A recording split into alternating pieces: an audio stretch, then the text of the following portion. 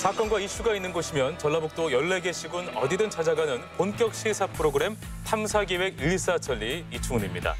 오늘은 2020년을 되돌아보고 결산하는 이 송년 특집으로 준비를 해봤습니다. 오늘 특별히 네 분의 패널 함께 자리했습니다. 안녕하세요. 반갑습니다. 네, 안녕하세요. 네, 반갑습니다. 네. 자, 올 한 해도 이제 일주일가량밖에 남지 않았는데요. 각자에게 좀 어떤 한 해였는지 한 말씀씩 들어볼까요? 우리 목선 아나운서요. 네, 저는 어떤 한 해였는지 한번 되돌아보니까 네. 되게 답답했던 한 해였던 것 같아요. 그렇죠. 네, 코로나19 때문에 일상이 마비돼서 답답하기도 하고 맞아요. 또 우리가 이제 늘상 착용해야 하는 마스크 때문에 숨쉬기가 답답했던 한 해였습니다. 맞습니다. 우리 정지영 아나운서도 올해 참 계획했던 게 많았잖아요. 많았어요. 네. 그 연초만 하더라도 제가 이제 올해는 한번 운동을 해보겠다. 그래서 이제 비싼 돈을 주고 이제 뭐 헬스장도 끊고 했는데, 아니 코로나 때문에 계획했던 것들, 뭐 하고 싶었던 것들 이런 것들을 정말 많이 못했어요. 그래서 저에게는 참 아쉬웠던 한 해다. 저는 그렇게 생각을 하고 있습니다. 네. 우리 양성빈 소장님께는 좀 특별한 한 해였던 것 같은데 어떻습니까? 네, 지금 이 자리에서 이렇게 일사천리에 고정 패널로 출연해서 이야기할 수 있는 게 저한테는 굉장히 특별함이고요. 네. 그리고 올해 새로운 도전은 제가 임업 후계자 교육을 받고 임업 후계자로 선발되었습니다. 그래서 임업 후계자. 네, 그렇죠. 산에 대한 새로운 생각들을 좀 해보기 위해서 내년부터 다시 그런 마음을 가지고 있습니다. 네, 알겠습니다. 우리 김영호 변호사께서는 개인적으로 올 한 해 어땠습니까? 우리 나이로 4살 난 아들이 하나 있습니다. 예. 근데 말문이 좀 늦게 튀었는데요. 올해 드디어 저한테 아빠라는 말을 했습니다. 야, 그래서 너무 축하드립니다. 개인적으로는 네. 행복한 한 해였습니다. 아빠가 되신 것 같아. 예, 맞습니다. 그래 우리가 정말 올 한 해 참 힘들었지만 각자 이렇게 지점을 잘 살펴보면 분명히 또 의미 있는 순간들이 있었을 겁니다. 자, 탐사기획 일사천리 오늘 송년 특집으로 함께 하겠습니다. 첫 번째 순서로 올 한 해 도내에서 일어난 일을 키워드로 정리를 해봤습니다. 영상으로 함께 보시죠.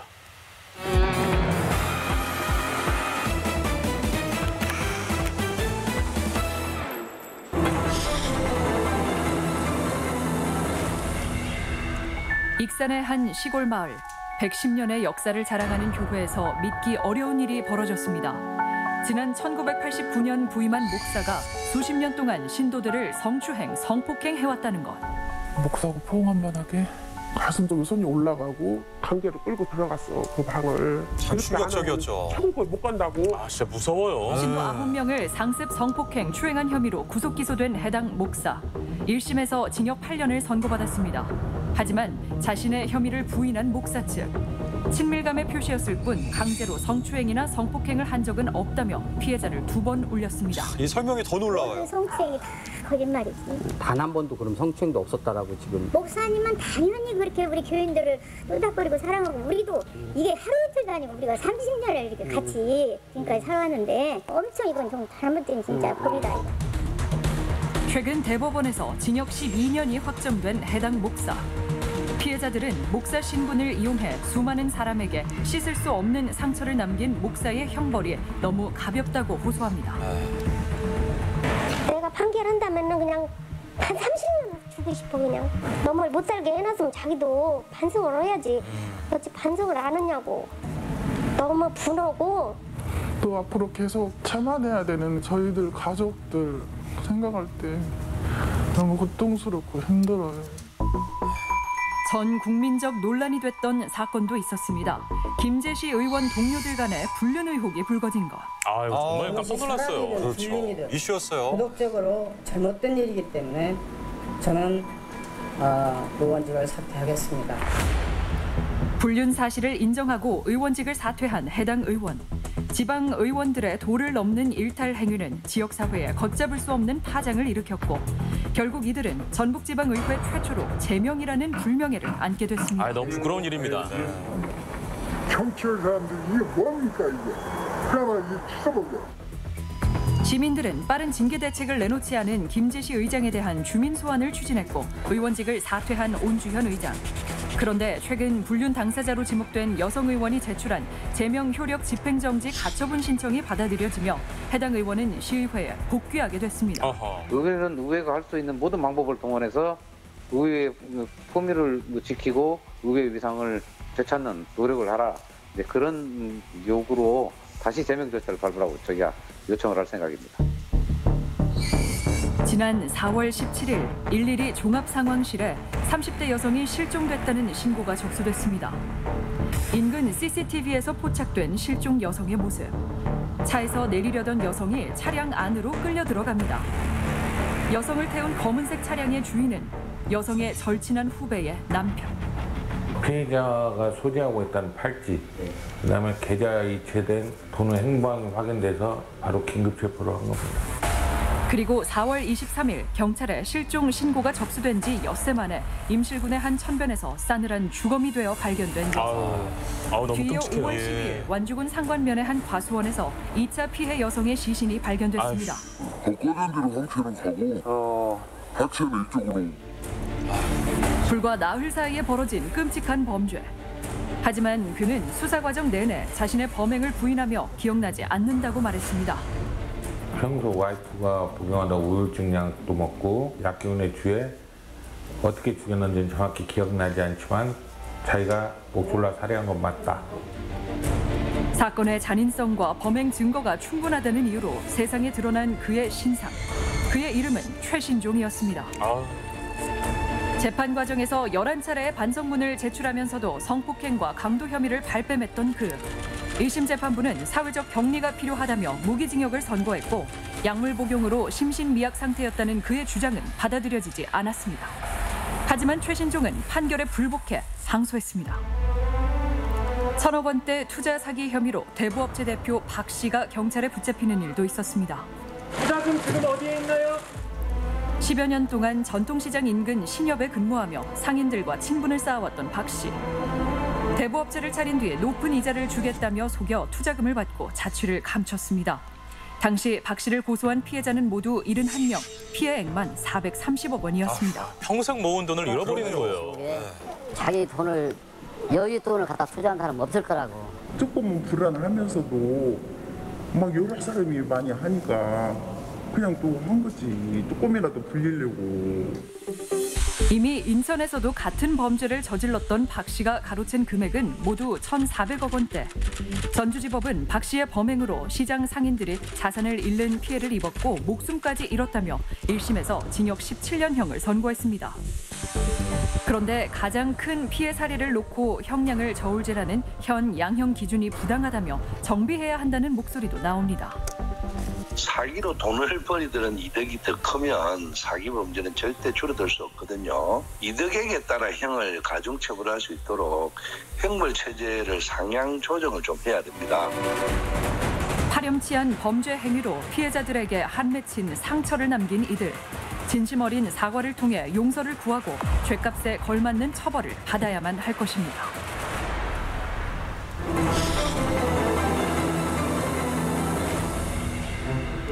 올 초 센터장의 갑질과 폭언을 호소하며 거리 시위에 나선 남원시 자원봉사센터 직원들. 추가 근무 좀 꺼려하면 내가 이래서 여직원들하고는 근무하기 싫다. 네가 알아서 해, 네가 알아서 해. 이렇게 소리를 지르고 괴성을 너무 많이 지르셨어요. 그건 학명이다 그러시더라고요. 직원들의 이 같은 주장에 직장 내 괴롭힘과 폭언은 없었다고 반박하는 센터장. 저는 욕설을 업무 중에 욕설을 해본 적이 없어요. 뺨을 때려볼라다가 내가 말았어. 그런 얘기지. 지역사회에서 해당 사건이 공론화되자 사과문을 발표한 당시 센터장. 이사회는 책임을 통감하고 전원 사퇴를 결정. 이후 센터는 남원시 직영으로 운영됐고 센터장은 최근 임기를 마쳤습니다. 우리 사회 저런 데가 많아요. 하면서 가장 크게 달라진 점이 있다면 뭐가 있을까요? 그분이 나가셨다는 게 가장 큰 거죠, 저희한테는. 직원들이 그냥 그분을 버텨낸 게 쓴 거죠. 대표가 자신의 직위를 이용해 직장 내 갑질을 한다는 의혹은 익산시 출연기관인 한 재단에서도 있었습니다. 갑이라는 이유로 참아야만 하고 갑이라는 이유만으로 그 앞에는 조롱거리밖에 될 수 없지만 고개 숙여야 돼요. 지난해 4월 해당 기관에 취임한 대표. 직원들은 대표의 모욕적인 발언과 부당한 업무 지시를 주장했습니다. 하지만 직원들의 문제 제기에 소극적으로 대처한 익산시.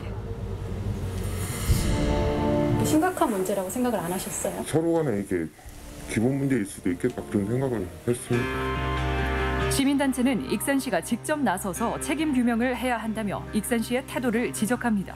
익산시가 나서 빠르게 좀 직무 정지를 시키고 직원들과 좀 거리를 두게 하고 그리고 익산시 자체적으로 좀 조사하는 그런 좀 시스템을 운영해야 되는데 굉장히 아쉬운 처사라고 생각합니다. 재단의 문제는 고용노동부에서 조사 중인 상황. 직원들이 문제 제기를 한 뒤 석 달이 지났지만 그들은 여전히 대표와 같은 공간에서 근무하고 있습니다. 아, 갑자기 진짜 없어져야 돼요. 한 지역 아동센터장이 실습생에게 사회복지 업무와 무관한 허드렛 일을 시키는가 하면 평가를 볼모로 강압적인 발언을 해왔다는 폭로도 이어졌습니다. 여기 와서 배운 게 다 아무것도 없다고. 내가 여기 와서 한 게 뭐냐, 밥밖에 더 있냐. 내가 도장 안 찍어주면 끝이야. 얘네들 사회복지에서 안 돼. 그런 힘을 누가 그렇게 준 건지. 최근에 방영됐던 편이죠. 사회복지사 자격증 취득을 위한 필수 과목인 사회복지 현장 실습. 실습생들은 실습 일지에 최종으로 기관장의 직인이 찍히기 때문에 모든 것을 참아왔다고 주장했습니다. 하지만 실습생들이 제기한 갑질 의혹을 모두 부인하는 센터장. 내가 이런 어떤 고압적인 자세를 뭐 얘기를 했다든가, 갑질을 했다든가 있을 수 없다고 생각합니다. 그런데 해당 센터장의 갑질 의혹과 관련한 민원이 이미 제기됐던 상황. 이에 전주시는 현장 방문을 통해 불미스러운 일이 발생하지 않도록 행정지도를 했다고 말합니다. 실습생이 기분 좋게 실습할 수 있도록 좀 더 친절하게 대해달라고. 이걸 주무관이 나한테 이렇게 해라 저렇게 해라 할 수 있는 권한은 없습니다. 갑질이 사회적 문제로 인식된 지 오래됐지만 우월적 지위를 남용한 갑의 횡포는 제자리 걸음. 의식 개선을 통해 갑질 문화가 사라지길 희망합니다. 자, 내부 고발 키워드예요. 지난해 사학비리 종합백화점이라는 오명을 안았던 전주 완산학원 재단. 이후 설립자 일가가 구속되고 교직원 40여 명이 징계를 받았습니다. 이것은 해당 사학에서 근무하던 한 기간제 교사의 용기 있는 선택 덕분. 하지만 제보 이후 그는 학교를 떠나야만 했습니다. 이 사람이 내보고발자라서 정의롭다고 떠들지만 그 사람이 내 동료면 난 싫다. 내가 그 사람 무서워서 어떻게 일을 하겠냐. 재취업을 위해 노력했지만 번번이 실패했다는 해당 교사. 채용 과정에 의구심을 품자 전북도 교육청 감사관은 채용에 부당한 인사 개입은 없었는지 이미 점검을 마쳤다고 답했습니다. 한순간에 제가 없어진 거죠. 저희 일자리도 없어지고 제 삶 터전도 없어지고. 그분이 그것 때문에 피해를 당한 건 아니다. 그런데 올 9월 완산학원에서 퇴출된 비리 교사들이 교단으로 복귀했습니다. 하지만 그마저도 도교육청은 모르고 있었습니다. 제가 뭐 알아봐야지만요. 아시면 저도 알려주시면 확인해볼까요? 한편 고창의 한 초등학교에서는 코로나19로 온라인 수업이 이루어지는 동안 교직원들이 학교에서 술을 마신다는 내부 고발이 있었습니다. 있을 수 없는 일이에요. 전북도 교육청의 암행 감사 결과 사실로 드러났지만 석 달이 지나서야 징계위원회가 열리며 고통의 시간을 보내야만 했던 제보자. 제가 비정상인가요? 아니면 그냥 가만히 있는 사람이 비정상인가요? 잘못을 잘못이라고 말했다고 지금 비정상이 되고 있는 거예요. 내부 고발 이후 고통의 시간을 보내고 있는 또 다른 공익 제보자. 결과 나온 거는 제가 고소를 당했다는 거? 그거 하나 있는 것 같아요. 나머지는 바뀐 게 하나도 없어요. 지난 6월 전주시 한 주민센터에서 사회복무요원으로 근무하던 그는 공무원들의 부정부패를 폭로했습니다. 근무 시간에 청사에서 술파티를 벌이는가 하면 보급된 방역용품 등을 빼돌렸다는 것. 이에 모든 내용을 부인하고 나선 주민센터 측. 거의 다 사실이 아니고 하나도 진실인 건 없고요. 전주시를 비롯한 여러 곳에 도움을 요청했지만 외면당했다는 제보자. 이후 무고와 명예훼손 혐의로 형사 고소당해 큰 어려움을 겪게 됐다고 토로합니다. 제가 거짓말쟁이가 아니라는 걸 보여주고 싶어요. 진짜 있었던 사실이고 검사님도 저한테 진실을 밝혀주신다고 약속해 주셨거든요. 그래서 믿고 기다리다 보면 결과 나오지 않을까. 용기 있는 발언을 하고도 힘겹고 어려운 상황을 겪어야만 하는 우리 사회의 수많은 내부 고발자들. 큰 용기 내신 이들이 건데. 법적 테두리 안에서 제대로 된 보호를 받으며 살아가고 용기에 힘을 더할 수 있는 사회가 되길 바라봅니다.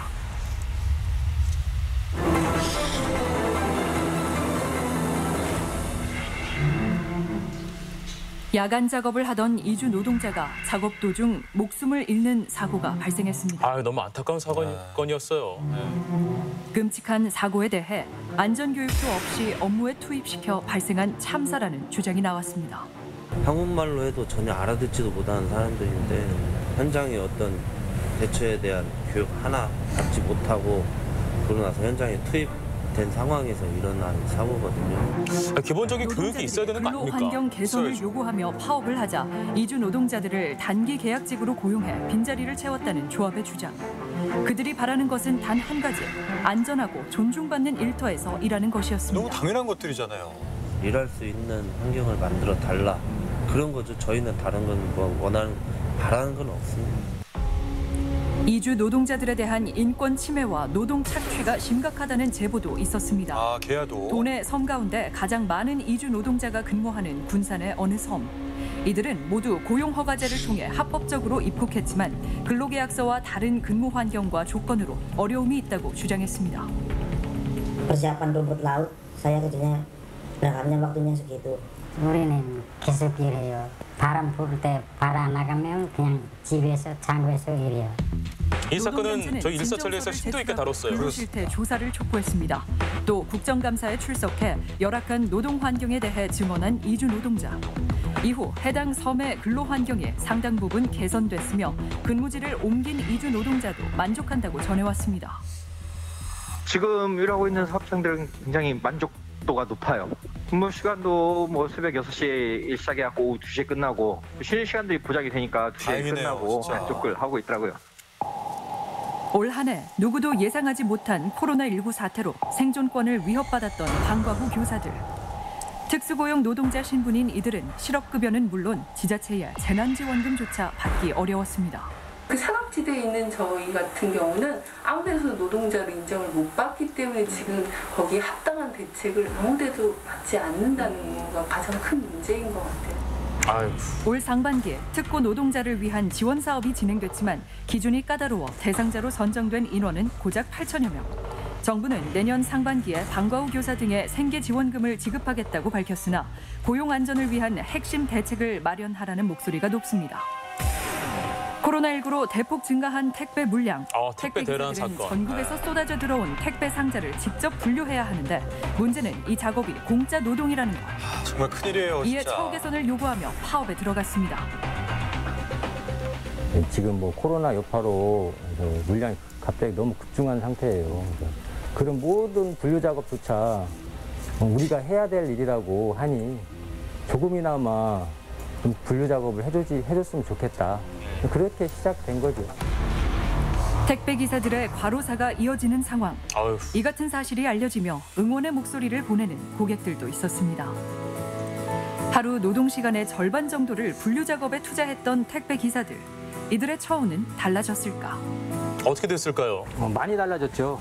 자율적으로 출근을 하고 있고 12시 반, 1시까지 있지 않고 10시 반 정도에 출차를 하고 있습니다. 그래서 그만큼 비례 퇴근 시간도 빨라졌고 저희와 똑같은 마음이구나 해서 너무 감사드렸고 고마운 부분입니다. 모두 같은 마음이었어요. 우리 사회가 외면해온 수많은 노동자들의 눈물과 외침. 모든 노동자가 자신의 권리를 되찾고 안정된 고용 환경에서 근무할 수 있도록 그들의 작은 목소리에도 귀를 기울여야 할 때입니다.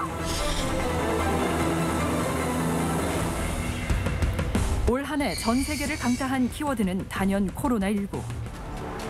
강력한 방역 조치로 비교적 큰 확산세가 없었던 전라북도. 그런데 추석 연휴 직후였던 지난 10월 5일 정읍시 양지마을에서 전국 133번째 확진자가 나왔습니다. 마을 전체가 격리가 도시에서 이제 됐었죠. 밀접하는 공간 이런 데서나 지금 나오는 줄 알았는데 설마 우리 마을에 이거 우리 동네에 이제 난리 났다. 가족과 마을 주민 등 도내 확진자는 총 13명. 마을 전체에 이동 제한 조치가 내려졌습니다. 14일간의 고독한 시간, 다행히 추가 확진자는 없었습니다. 정말 다행이죠, 진짜. 어떻게든지 한 사람이라도 더 이상은 안 나와야 됐겠다. 확진된 분들도 마음고생 조심했을 거예요. 안 된다. 전 주민이 그랬을 거예요. 병원과 회사, 사모임 등을 중심으로 추가 확진이 이어지며 도내 코로나19 확진자 수는 600명을 훌쩍 넘었습니다. 결국 김제의 한 요양원에서 불과 이틀 만에 60명이 넘는 확진자가 나오는 등 집단 감염마저 시작됐고 지역사회 곳곳으로 퍼질 위험이 높은 만큼 긴장의 끈을 놓을 수 없게 됐습니다. 구성원이 수일 전부터 증상이 있었음에도 불구하고 조치가 취해지지 않았습니다. 신규 확진자가 가파르게 증가하며 병상 부족 문제가 우려되는 상황. 끝이 보이지 않는 기나긴 코로나와의 싸움에 배려와 상생을 위한 자세가 필요해 보입니다. 자, 영상에서 소개된 사건들 중에 몇 가지는 좀 개선이 된 사건들도 분명히 있었습니다. 하지만 아직 해결이 좀 안 된 사건도 있고 앞으로 좀 어떤 방향으로 해결됐으면 하는 그런 사건들이 있는지 한번 좀 이야기를 나눠볼까요? 우리 목 아나운서께서는 뭐 어떤 사건이 좀? 저 같은 경우에는 그 완산학원 비리 청산 과정에 대해서 좀 얘기를 하고 싶은 게 그 내부 고발을 한 교사는 좀 낙인이 찍혀서 재취업을 한 학교에서 뭐 재계약도 안 되고 더 어려운 상황에 직면해 있는데 그 반면에 비리를 저지른 교사들, 그러니까 처벌을 받아야 하는 교사들은 다른 학교에 취업을 해서 버젓이 교사 생활을 계속 하고 있다는 점이 우리 사회가 왜 이렇게 공익 제보자들에게는 박한데 비리를 저지른 사람들, 그 당사자들에게는 법이 너무 관대한 거 아닌가 이런 아쉬움이 남더라고요. 네. 알겠습니다. 우리 소장님께서는요? 네, 저도 마찬가지로 공익신고자 보호에 대한 부분이 굉장히 중요하다라고 생각을 합니다. 최근 철도공단에서 공익변호사 제도를 시행을 하더라고요. 뭘까요? 내부 고발, 그러니까 우리가 공익신고를 할 때 이 변호사에게 공익변호사에게 신고를 하면 공익변호사가 그것을 감사부서에 전달을 하고 모든 일 처리를 해주는 겁니다. 제3자가 그렇죠. 존재하는군요. 네네, 그렇죠. 그래서 이 안심 변호사 제도가 조금 일부 도움이 되지 않을까라는 좀 새로운 대안이 될 수 있다. 그렇게 생각을 합니다.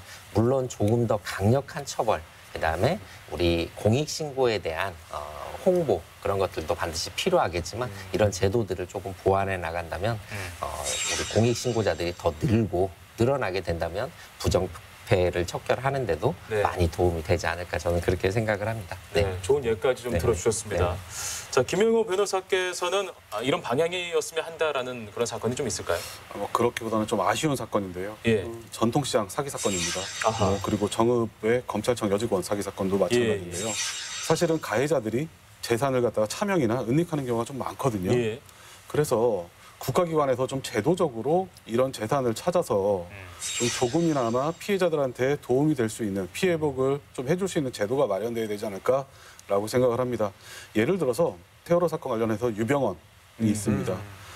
근데 그 사건 관련해서 국가가 피해자분들한테 피해 배상을 해주고 유병원한테 이제 구상금 청구를 하게 됐는데요. 그 과정에서 유병원이 상당 부분의 그 차명 재산을 갖다가 보유하고 있었습니다. 다른 사람 명의로. 이런 걸 찾아서 사실은 국가에서 좀 환수를 했거든요. 근데 이러한 국가기관의 어떤 능력, 이런 부분을 갖다가 최소한 중요 경제범죄 피해자가 다수인 사건 같은 경우는 좀 제도적으로 좀 도입돼야 되지 않을까라고 생각을 합니다. 네, 아직 끝나지 않은 사건들이 많이 남아 있습니다. 저희 일사천리에서 관심을 가지고 앞으로도 지켜보겠습니다.